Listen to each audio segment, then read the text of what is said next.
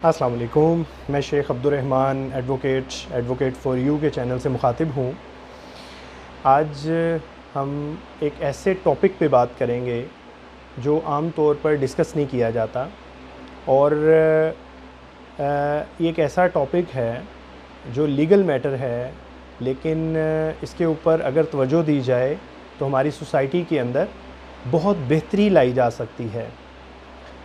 मैं आज डिस्कस करूँगा कि हमारी कोर्ट्स के अंदर जो हर रोज़ खुला के केसेस की बढ़ती हुई तादाद है या तलाक़ के केसेस की बढ़ती हुई तादाद है, ये क्यों है? हमें अपनी सोसाइटी के अंदर जो ये वाले इश्यूज़ हैं इनको ज़रूर एड्रेस करना चाहिए। जैसे पहले जो ख़ानदान के बड़े होते थे वो इन मसाइल को एड्रेस करते थे और वो अपने ज़िंदगी के तजर्बों की बुनियाद पे अपने बच्चों को, अपने बहू को, अपने बेटों को समझाते थे, अपनी बेटियों को समझाते थे और वो बात जेन्युइनली उनके फ़ायदे की होती थी और मामलात इतने ज़्यादा कोर्ट्स तक नहीं आते थे। लेकिन अब ये चीज़ देखने में आई है कि ये जो तलाक़ की शरह है, ये जो खुला लेने की शरह है, ये बहुत ज़्यादा बढ़ रही है। डेली बहुत बड़ी तादाद में कोर्ट्स के अंदर, लाहौर के अंदर ख़ास तौर पे फैमिली कोर्ट्स के अंदर ये केसेस फ़ाइल हो रहे हैं ख़वातीन की तरफ से और वो जो है वो फैमिली टूट जाती है।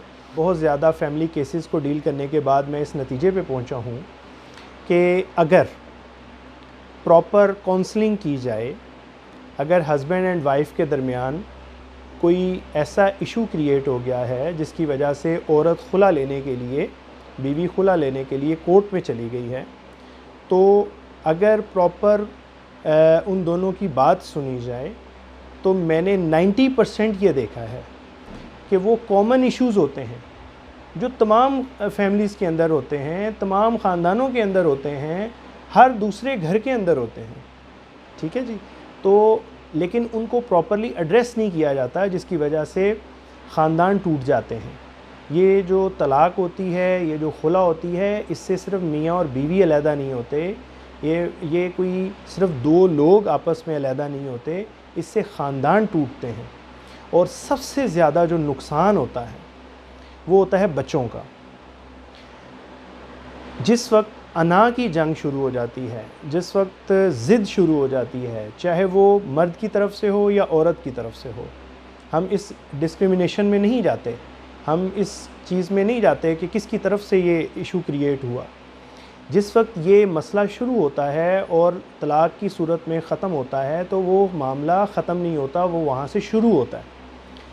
क्योंकि जो सिंगल पेरेंट बच्चे होते हैं उनकी कभी भी ग्रूमिंग प्रॉपर नहीं हो पाती, उनके अंदर बहुत सारी कमियां रह जाती हैं जिनको बाद में जाके वो जो सिंगल पेरेंट होता है, चाहे वो माँ हो या बाप हो, वो उसको कभी भी उन इश्यूज़ को रिज़ॉल्व नहीं कर सकता।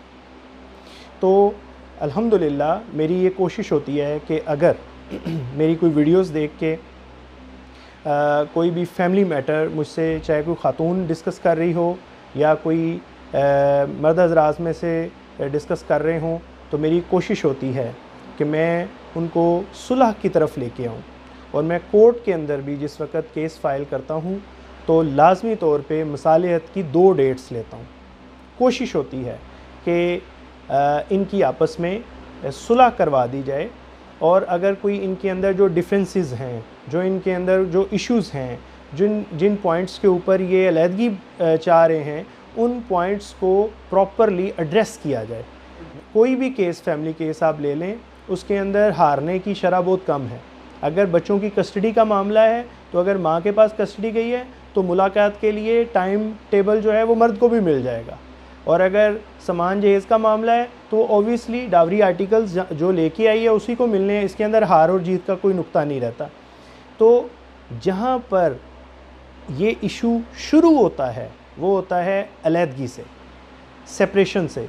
तो अगर सेपरेशन जो है उसकी वजूहात को देख लिया जाए, उनको डिस्कस कर लिया जाए, तो बहुत सारे इश्यूज़ रिज़ॉल्व हो जाते हैं बहुत सारे मसाइल पैदा होने से पहले ही ख़त्म हो जाते हैं। क्योंकि कोई भी रिलेशनशिप, कोई भी मियाँ बीवी का ताल्लुक़ शराइत की बुनियाद पे नहीं चलता। तो इसी वजह से अगर मसालेहत करवाने में एक किरदार अदा किया जाए तो बहुत सारे ख़ानदानों को टूटने से बचाया जा सकता है, बहुत सारे ख़ानदानों में दुश्मनियाँ पैदा होने से बचाया जा सकता है, और बहुत सारे बच्चों को पूरी ज़िंदगी के लिए महरूमियों से बचाया जा सकता है। कोई भी मैटर जो आप फैमिली से रिलेटेड हो, चाहे डावरी आर्टिकल्स का हो यानी सामान जहेज़ का हो, चाहे खुला का मैटर हो, चाहे कोई आपके बच्चों की कस्टडी का मामला हो, आप बिल्कुल मुझे फ़ोन करके डिस्कस कर सकते हैं।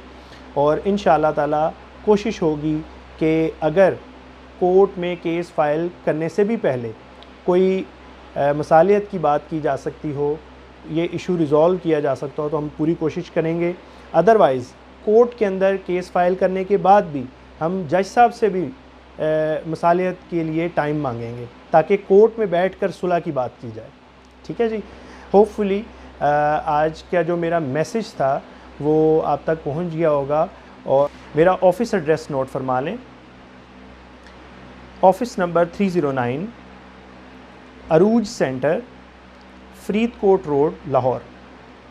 फ़ोन नंबर है 0300 460 9846।